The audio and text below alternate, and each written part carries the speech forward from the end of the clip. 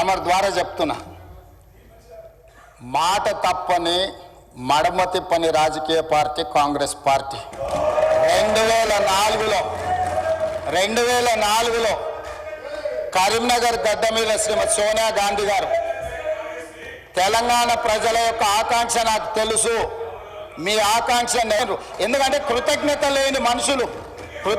లేని మనుషులను మనం ఏం ఆశించలేము. సో ఈరోజు ఆంధ్రప్రదేశ్లో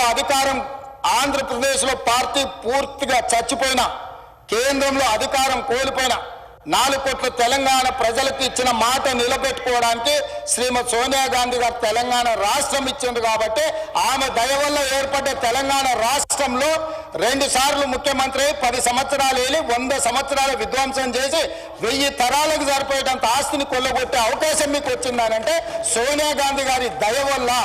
కాబట్టి దయచేసి సోనియా గాంధీ గారి గురించి మాట్లాడేటప్పుడు కొంచెం మౌనంగా వింటే మర్యాద ఉంటుంది మీకని నేను చెప్తున్నా అధ్యక్ష. అదేవిధంగా అధ్యక్ష అప్పుల గురించి మొన్న వరుసగా చర్చ జరిగింది. మా మిత్రుడు ఆర్థిక మంత్రి బట్టి విక్రమార్క గారు మొదటి శాసనసభావేశంలోనే ఆర్థిక శ్వేతపత్రం ప్రవేశపెట్టిండు. ఆర్థిక శ్వేతపత్రం మీద ఆ రోజు చర్చ జరిగింది.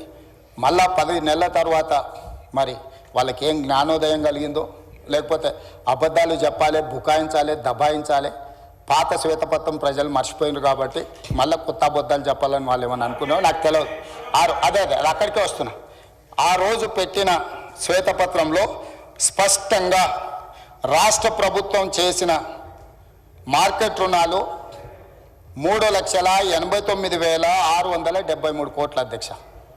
అదేవిధంగా స్పెషల్ పర్పస్ వెహికల్స్ కార్పొరేషన్స్ గ్యారంటీలు ఇచ్చి ప్రభుత్వమే చెల్లించే రుణాలు అధ్యక్ష 1,27,208 కోట్లు యాక్చువల్గా ఆ రోజు శ్వేతపత్రంలో పెట్టింది.